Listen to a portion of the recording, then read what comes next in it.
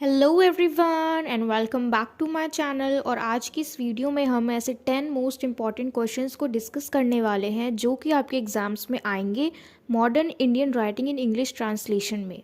तो make sure that you have done these questions before appearing into your exam. So let's begin with the first one, that is elaborate how the narrative mode of 6 acres and a third enacts and embodies the social and moral vision of the novel।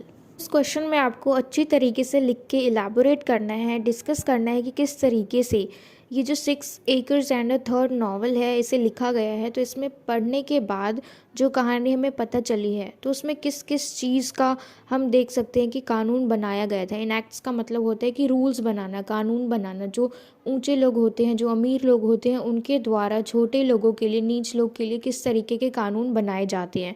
तो इस novel के story के according जो social और moral vision है ये क्या है, तो इस चीज़ को हमें इसमें इलेबोरेट करना है। ठीक है।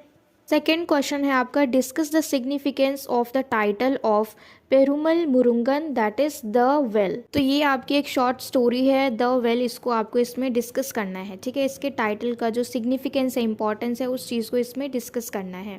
थर्ड क्वेश्चन है हमारा, write a short note on the Mangaraj family. Mangaraj की फैमिली के ऊपर एक शॉर्ट नोट लिखना है जो कि हमारा आया है 6 acres and a third novel से। फिर हमारा फोर्थ क्वेश्चन है, comment on the legend of the tamarind tree and its significance within the legend of Khasak. तो इसमें हमें टैरामिंट जो ट्री थी, इमली का जो पेड़ था जिसके ऊपर चढ़ने से जो चांदुमा थी उसके हस्बैंड की डेथ हो गई थी, तो उस पेड़ के बारे में यहाँ पे हमें बताना है, उसके सिग्निफिकेंस के बारे में। ठीक है। और ये कहाँ से आया है, द लेजेंड ऑफ द खसक, इस नावल से। फिर हमारा फिफ्थ क्वेश्चन है वो है, right a short note on the significance of play with in the play in the fire and the rain. तो इस पे हमें एक शॉर्ट नोट लिखना है। ये जो प्ले है the fire and the rain, इसके ऊपर इसमें हमें शॉर्ट नोट लिखना है। फिर हमारा नेक्स्ट क्वेश्चन है, discuss the representation of caste in Premchand Kafan. तो ये भी आपकी एक शॉर्ट स्टोरी है और इसमें आपको बताना है कि किस तरीके से प्रेमचंद ने कास्ट को रिप्रेजेंट किया है इस शॉर्ट स्टोरी में जिसका नाम है कफन। ठीक है। तो इसे आपको अच्छे से डिस्कस करना है। फिर हमारा सेवेंथ क्वेश्चन है, in his essay on nationalism Tagore find that a parallelism exist between America and India, a parallelism of welding together into a body various races, discuss.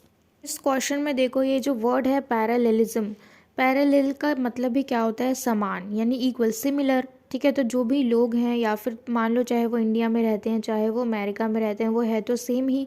तो इस तरीके से हमें इस चीज़ को डिस्कस करना है, भले ही ये देश अलग हो गए, कंट्री अलग हो गए। ठीक है। तो ये चीज़ हमें इसमें डिस्कस करनी है जो कि इन्होंने अपनी एस्से में लिखा है। ठीक है। तो ये मोस्टली हम कह सकते हैं फ्रीडम के लिए लिखा गया था।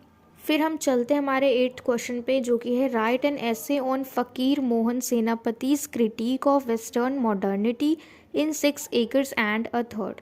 तो इस नावल में 6 acres एंड अ थर्ड, इसमें फ़कीर मोहन सेनापति ने किस तरीके से वेस्टर्न मॉडर्निटी को क्रिटिक किया है, यानी उसकी आलोचना की है।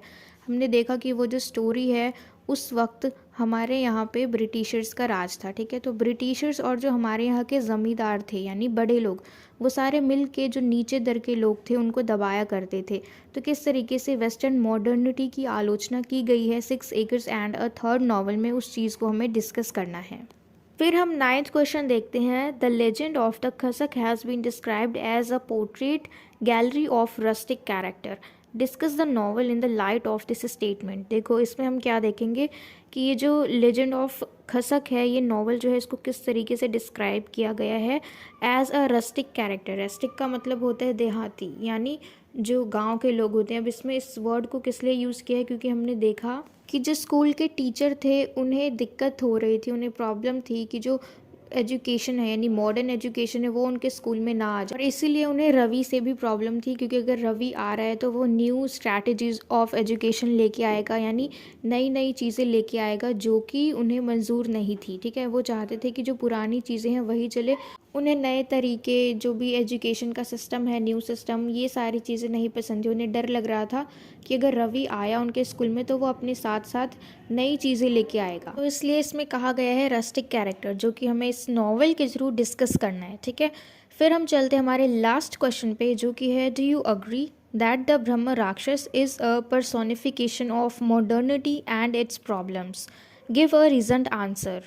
तो ये क्वेश्चन आया है आपका the fire and the rain play से, ठीक है। तो इसमें बताने की जो ये ब्रह्म राक्षस है, क्या ये पर्सोनिफिकेशन है मॉडर्निटी का, यानी क्या ये मॉडर्निटी का अवतार है। ये जो नई नई टेक्निक्स आ रही हैं आज के टाइम में एक कंटेम्प्रेरी वर्ल्ड में, तो क्या ये जो ब्रह्म राक्षस है, क्या ये पर्सोनिफिकेशन है मॉडर्निटी का, और ये क्या इसका प्रॉब्लम भी है। तो इसमें हमें इसको अच्छी तरीके से क्लैरिफाई करना है अपने आंसर के थ्रू, ठीक है, रीजनड आंसर के थ्रू। तो ये थे हमारे 10 क्वेश्चंस जिनको कि हम अच्छे से डिस्कस कर चुके हैं और ये आपके एग्जाम में आ सकते हैं। तो इस वीडियो के लिए सिर्फ इतना ही, and I hope that it is helpful, and if so then please let me know in the comment box if you like this video, and share it with your friends as well so that they can get help from it. And thanks for watching, and I'll see you in the next video.